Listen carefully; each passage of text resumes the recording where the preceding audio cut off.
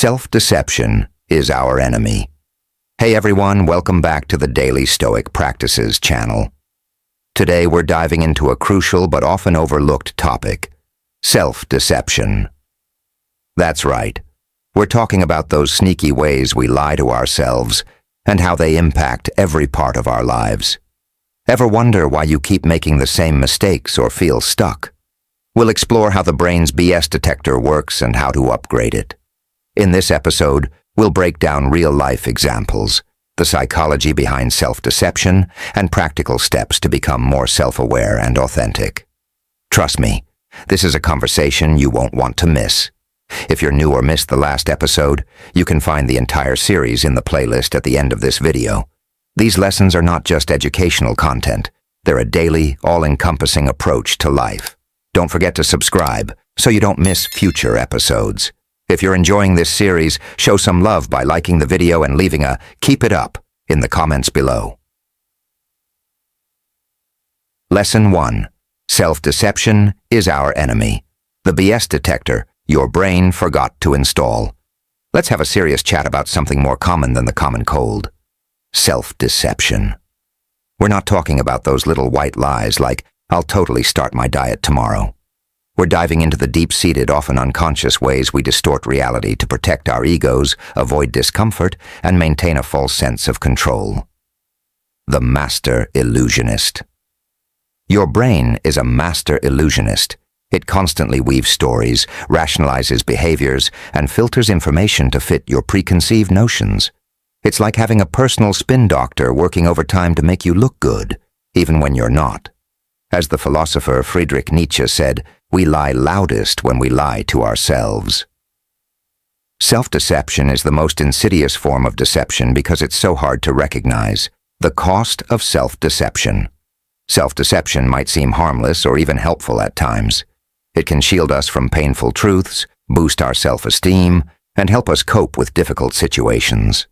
But in the long run, it's a toxic habit that leads to many problems. Stagnation. When we deceive ourselves, we resist change and growth. We cling to outdated beliefs, unhealthy habits, and toxic relationships. We remain stuck in our comfort zones, afraid to face the truth and make necessary improvements. Missed opportunities. Self-deception blinds us to opportunities. We might convince ourselves we're not good enough, smart enough, or capable enough to pursue our dreams, leading us to settle for less or miss chances to learn and grow. Broken relationships. Self-deception erodes trust and intimacy. When we lie to ourselves, we're more likely to lie to others, hide our true feelings, avoid tough conversations, or engage in passive-aggressive behavior. Inner conflict. Self-deception creates a disconnect between our conscious and unconscious minds. We may say one thing, but our actions and emotions tell a different story. This inner conflict often leads to anxiety, depression, and a general sense of unease. The BS detector upgrade. So how do we upgrade our internal BS detectors and break free from self-deception? Self-awareness. The first step is to become aware of your biases, blind spots, and defense mechanisms. Pay attention to the stories you tell yourself, the excuses you make, and the ways you rationalize your behavior. Radical honesty. Be brutally honest with yourself even when it hurts. Ask tough questions, challenge your assumptions, and face your fears. As the writer Cheryl Strayed said, "The truth will set you free, but first, it will piss you off." Seek feedback. Don't rely only on your own perspective. Seek feedback from trusted friends, family, mentors, or therapists. They can offer valuable insights into your blind spots and help you see yourself more clearly. Embrace discomfort. Growth and change often involve discomfort. Don't shy away from difficult conversations, challenging situations, or uncomfortable truths. As the saying goes, the only way out is through. Real-world examples. Because philosophy is best understood with real-life scenarios. The procrastinator. Instead of telling themselves they'll do it later, the procrastinator acknowledges their fear of failure or discomfort and takes action despite it. The unhappy spouse. Instead of pretending everything is fine, the unhappy spouse initiates an honest. The bottom line. Self-deception is a universal human tendency, but it's not inevitable. By cultivating self-awareness, practicing radical honesty, seeking feedback, and embracing discomfort, we can break free from the illusions of self-deception and live a more authentic, fulfilling life. As the philosopher Carl Jung put it, until you make the unconscious conscious, it will direct your life, and you will call it fate. This version is now cleaner, more structured, and easier to read. Let me know if you'd like to adjust anything further. Lesson 2. The present is all we possess. All right, folks, let's have a heart-to-heart about time. Not the what time is it kind, but the deeper, more philosophical kind. The fleeting nature of existence, the preciousness of the present moment, and the importance of living fully in the here and now. The time warp illusion. We often get caught up in the past or future. We dwell on regrets, replay old conversations in our heads, and worry about what might happen tomorrow, next week, or next year. But here's the kicker. The past is gone, the future is uncertain, and the only thing we truly have is the present moment. As the philosopher Eckhart Tolle put it, realize deeply that the present moment is all you ever have. Make the now the primary focus of your life. The Stoic time. Hack. The ancient Stoics, like Marcus Aurelius and Seneca, were masters of time management. They understood that time is our most valuable asset and that we should use it wisely. They emphasized the importance of living in the present, focusing on what we can control and accepting what we cannot. As Marcus Aurelius famously said, "Waste no more time arguing about what a good man should be one." So how do we break free from the time warp and make the most of the present moment? Mindfulness. Mindfulness is the practice of paying attention to the present moment without judgment. It means being fully engaged in whatever you're doing, whether it's washing dishes, talking to a friend, or simply breathing. By practicing mindfulness, we can cultivate a deeper appreciation for the present and reduce our tendency to get lost in the past or future. Gratitude. Gratitude is the practice of appreciating what we have rather than focusing on what we lack. When we're grateful for the present moment, we're less likely to dwell on regrets or worry about the future. As the saying goes, gratitude turns what we have into enough. Purposeful action. Don't let life happen to you. Take charge of your time and energy. Set goals, pursue your passions, and make a difference in the world. As the philosopher Aristotle put it, we are what we repeatedly do. Excellence, then, is not an act, but a habit. Embrace impermanence. Everything in life is temporary. Our relationships, our possessions, our bodies, they all change and eventually fade away. By embracing impermanence, we learn to appreciate the preciousness of each moment and live more fully in the present. Real-world examples. Let's explore how this concept applies in daily life. The regretful retiree. Instead of dwelling on the things they didn't do, the regretful retiree focuses on enjoying their current life, spending time with loved ones, and pursuing new hobbies and interests. The anxious student. Rather than worrying about upcoming exams or future career prospects, the anxious student focuses on studying effectively, seeking help when needed, and enjoying the learning process. The grieving parent. Instead of only focusing on the loss of their child, the grieving parent cherishes the memories they have, finds ways to honor their child's legacy, and lives a life their child would be proud of. The bottom line. The present moment is all we truly have.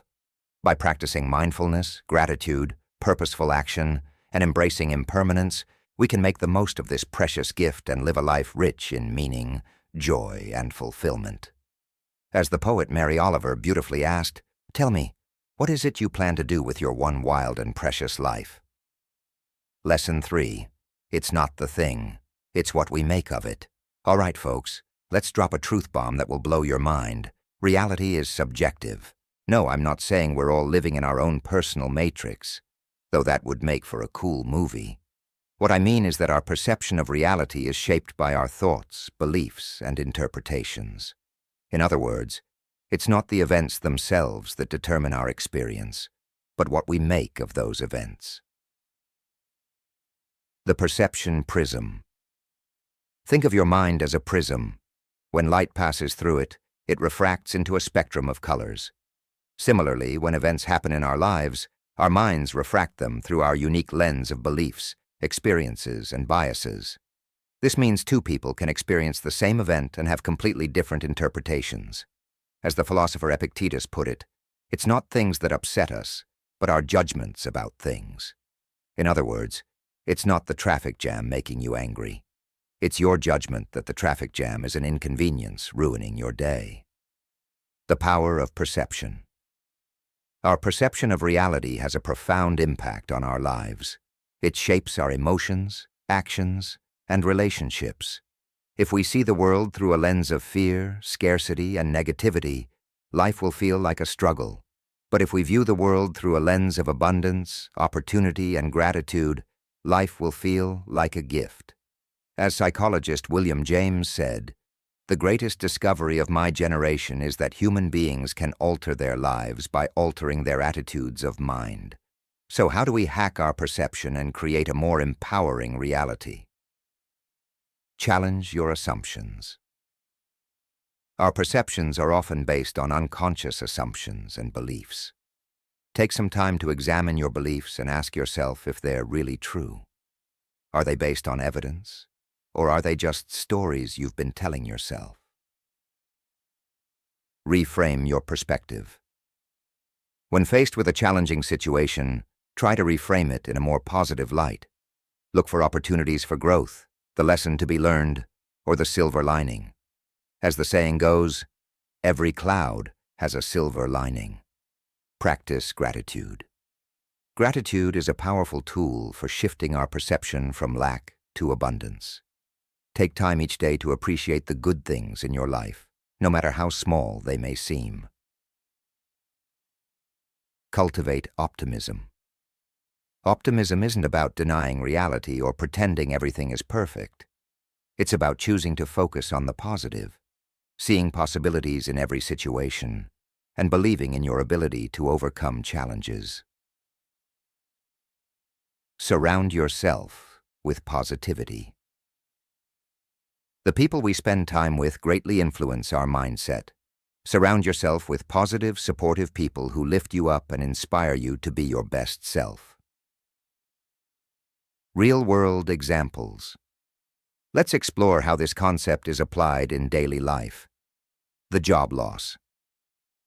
Instead of seeing job loss as a failure, you can reframe it as an opportunity to pursue a more fulfilling career or start your own business. The breakup.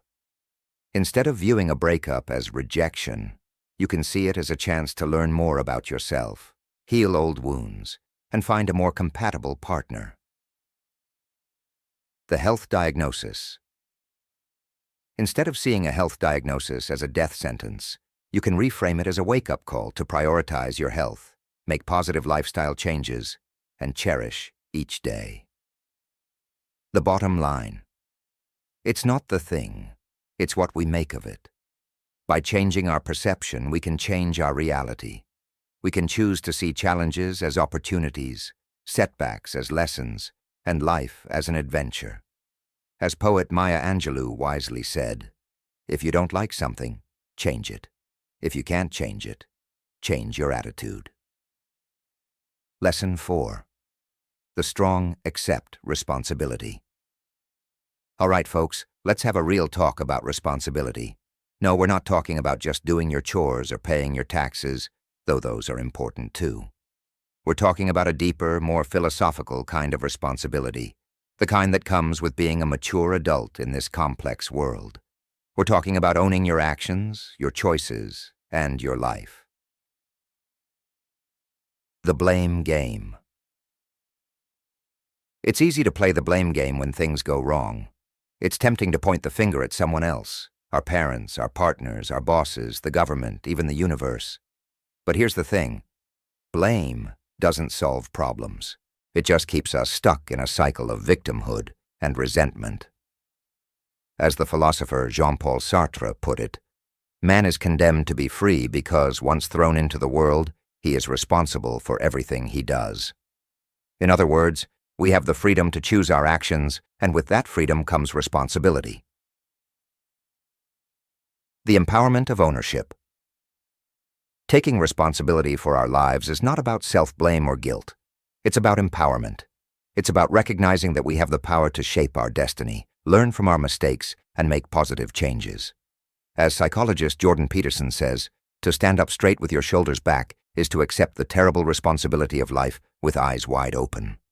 It means deciding to transform the chaos of potential into the realities of habitable order. How to step up and take responsibility. Acknowledge your role. When something goes wrong, don't immediately look for someone else to blame. Take a step back and ask yourself, what role did I play in this situation? And what could I have done differently? Learn from your mistakes. Mistakes are inevitable. We all mess up from time to time.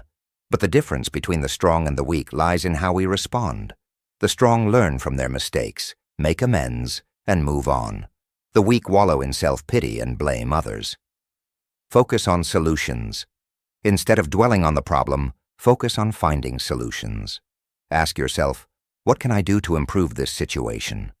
And what steps can I take to prevent this from happening again? Take action. Don't just talk about taking responsibility. Do it. Take action to correct your mistakes, make amends, and move forward. As the saying goes, actions speak louder than words. Embrace accountability. Surround yourself with people who will hold you accountable for your actions. This could be a friend, mentor, therapist, or even a coach. Having someone to check in with can help you stay on track and make progress towards your goals. Real-world examples. Let's explore how this concept applies in daily life. The failed project. Instead of blaming their team members or external circumstances, the project manager takes responsibility for the failure, learns from their mistakes, and develops a plan to improve future projects. The broken relationship. Instead of blaming their ex-partner for the breakup, the heartbroken individual takes responsibility for their role in the relationship's demise, seeks therapy to address their own issues, and learns how to build healthier relationships in the future. The financial setback. Instead of blaming the economy or their employer, the person facing a financial setback takes responsibility for their financial choices, creates a budget, and seeks out resources to improve their financial literacy. The bottom line. Taking responsibility for our lives isn't easy. It requires courage, honesty, and a willingness to face our flaws and shortcomings. But it's also incredibly empowering. When we take responsibility for our actions, we regain control of our lives and create a future that's truly our own. As philosopher Friedrich Nietzsche put it, he who has a why to live for can bear almost any how. Lesson 5. Never complain, never explain. All right, folks, let's talk about complaining and explaining. No, we're not talking about legitimate grievances or constructive feedback. Those are important. We're talking about chronic complaining, endless venting, and the constant need to justify ourselves to others. It's the energy-draining, time-wasting, soul-sucking habit of making excuses and dwelling on negativity. The complaining contagion. Complaining is like a virus. It spreads easily, infects our minds, and leaves us feeling drained and demotivated. When we complain, we focus on what's wrong with our lives, our jobs, our relationships, and the world around us. We dwell on negativity, amplify problems, and create a self-fulfilling prophecy of misery. As the philosopher Seneca put it, we suffer more often in imagination than in reality. In other words, we often make ourselves more miserable than necessary by focusing on complaints and grievances. The explanation trap. Explaining ourselves is often a way of seeking validation or approval from others. We want people to understand our actions, choices, and motivations. But here's the thing. We don't need everyone's approval, and we don't need to justify ourselves to anyone. As Eleanor Roosevelt famously said, no one can make you feel inferior without your consent. When we seek approval and validation, we give others power over us. The Stoic solution. The ancient Stoics, like Marcus Aurelius and Epictetus, had a simple solution for dealing with complaining and explaining. Don't do it. They believed our energy is better spent focusing on what we can control, our thoughts, actions, and attitudes, rather than on things beyond our control. As Marcus Aurelius put it, you have power over your mind, not outside events. Realize this, and you will find strength. How to break free from the complaining and explaining trap. Focus on solutions instead of dwelling on problems. Focus on solutions. Ask yourself, what can I do to improve this situation? And what steps can I take to move forward? Practice gratitude. Instead of complaining about what you don't have, focus on what you do have. Take time each day to appreciate the good things in your life, your health, loved ones, and opportunities. Choose your words wisely. Words have power. When we complain, we reinforce negative thoughts and feelings. Choose to speak words of encouragement, optimism, and gratitude. Take action. Don't just talk about what you're going to do. Do it. Take action to improve your life, relationships, and community. Let go of the need for approval. You don't need everyone to like you or agree with you. Focus on living a life that's true to your values, regardless of what others think. Real-world examples. Let's explore how these concepts apply in daily life. The office complainer. Instead of joining in on the office gossip and negativity, focus on your work and find solutions to any problems you encounter. The social media ranter. Instead of venting your frustrations on social media, channel your energy into positive action. Volunteer your time, support a cause you believe in, or simply be kind to those around you. The self-doubting perfectionist. Instead of seeking validation from others, focus on your own growth and development. Set goals, challenge yourself, and celebrate your achievements. The bottom line: complaining and explaining are habits that drain our energy, waste our time, and hold us back from living our best lives. By focusing on solutions, practicing gratitude, choosing our words wisely, taking action, and letting go of the need for approval, we can break free from these negative patterns and cultivate a more positive, empowered mindset. As the saying goes, don't complain about the snow on your neighbor's roof when your own doorstep is unclean. Lesson 8. Always the same. All right, folks, let's talk about the monotony of life. No, we're not just talking about your boring commute or repetitive work tasks, although those can definitely be a drag. We're talking about the deeper existential kind of monotony. The feeling that life is just a series of repeating patterns, that nothing ever really changes, and that we're stuck in a never-ending loop of the same old, same old. The Groundhog Day syndrome. Ever feel like you're living the same day over and over again? Like you're Bill Murray in Groundhog Day, waking up to the same alarm clock, eating the same breakfast, and having the same conversations? It's a common feeling, especially in our modern world of routines, schedules, and predictable patterns. But here's the thing. While our external circumstances might seem repetitive, our internal experiences don't have to be. We can choose to see each day as a new opportunity, a fresh start, a chance to learn, grow, and experience something new. The philosopher's perspective. The ancient philosophers like Heraclitus and Marcus Aurelius had much to say about the nature of change and the importance of embracing the present moment. Heraclitus famously said, "No man ever steps in the same river twice, for it's not the same river, and he's not the same man." In other words, everything is constantly changing, even if we don't always notice it. Marcus Aurelius, on the other hand, emphasized the importance of focusing on the present moment and finding joy in everyday life. He wrote, "The happiness of your life depends upon the quality of your thoughts. Therefore guard accordingly, and take care that you entertain no notions unsuitable to virtue and reasonable nature. The Novelty Ninja. So how do we break free from the monotony of life and find novelty in the mundane?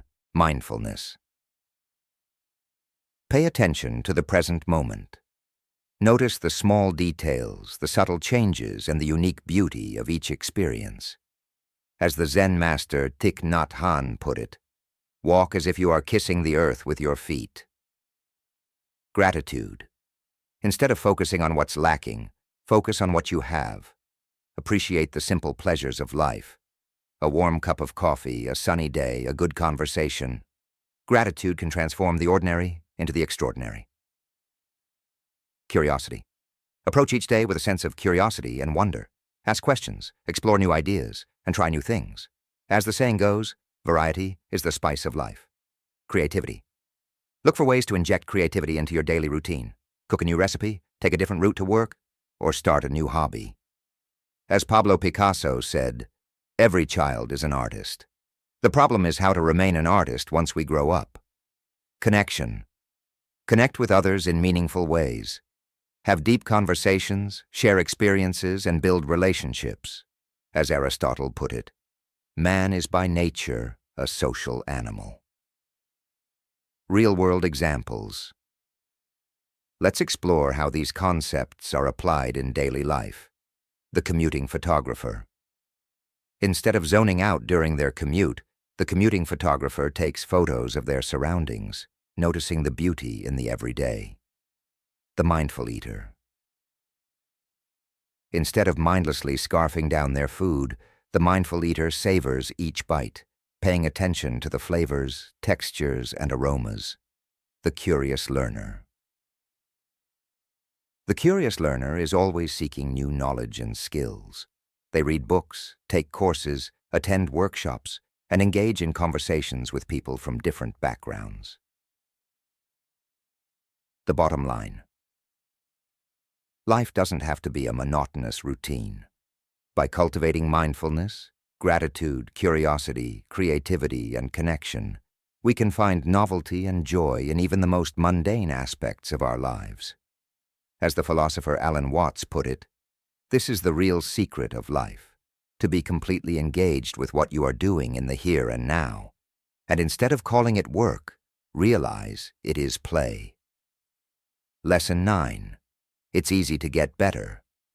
Let's have a heart-to-heart about self-improvement. We're not talking about those cheesy infomercials promising six-pack abs in 6 weeks or becoming a millionaire overnight. We're talking about the deeper, more meaningful kind of self-improvement, the kind that leads to a fulfilling, purposeful, and impactful life. The hamster wheel of hustle. In today's world, we're constantly bombarded with messages telling us to hustle, to level up, to be better.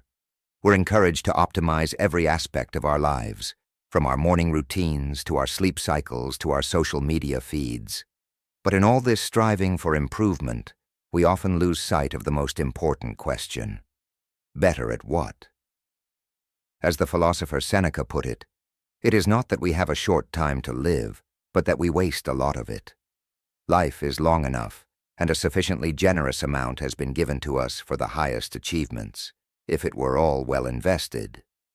In other words, it's not about how much we do, but how well we invest our time and energy. The bullseye of purpose. Imagine your life as a target. The bullseye is your purpose, your passion, your reason for being. The outer rings are all the other things you could be doing, the distractions, the obligations, the things that don't matter in the grand scheme of things. The goal is to aim for the bullseye, to focus your efforts on the things that truly matter and align with your values. But how do we find our bullseye? How do we know what we should be getting better at? Steps to find your bullseye. Self-reflection. Take time to reflect on your values, passions, and strengths. Experimentation. Don't be afraid to try new things and explore different paths. You might be surprised at what you discover about yourself and what you're truly capable of. Feedback. Seek feedback from trusted friends, family members, mentors, or coaches. They can offer valuable insights into your strengths and weaknesses and help you identify areas where you can improve. Alignment. Once you've identified your bullseye, make sure your actions and choices align with it. Don't waste your time on things that don't move you closer to your goals. Real-world examples. Let's explore how this concept is applied in daily life. The career changer. Instead of climbing the corporate ladder just for the sake of it, the career changer takes a step back and asks, what kind of work would truly fulfill me? They might pursue a passion project, start their own business, or switch to a completely different field. The fitness enthusiast. Instead of going to the gym solely for a beach body, the fitness enthusiast focuses on building strength, endurance, and overall health. They see exercise as a way to improve their quality of life, not just their appearance. The lifelong learner. Rather than taking courses just to add credentials to their resume, the lifelong learner focuses on acquiring knowledge and skills that genuinely interest them and help them grow as a person. The bottom line. It's easy to get better, but better at what? By focusing on our purpose, passions, and values, we ensure that our efforts are aligned with our goals, and we avoid spinning our wheels on the hamster wheel of hustle. As the philosopher Confucius put it, the will to win, the desire to succeed, the urge to reach your full potential, these are the keys that will unlock the door to personal excellence. Lesson 10. Show the qualities. All right, folks, let's talk about being your most authentic self. No, we're not discussing finding your spirit animal or wearing tie-dye to work, although if that's your thing, go for it. We're diving into something deeper, more philosophical. It's about living in alignment with your true nature, your unique gifts, and your highest potential. The authenticity audit. Let's be real. Most of us spend a lot of time trying to be someone we're not. We wear masks, play roles, conform to societal expectations, and try to fit in. We strive to please others, to be liked. But in doing so, we often lose touch with our authentic selves. As the philosopher Carl Jung put it, the privilege of a lifetime is to become who you truly are. But how do we even know who we truly are? How do we uncover our hidden talents, unique strengths, and true calling?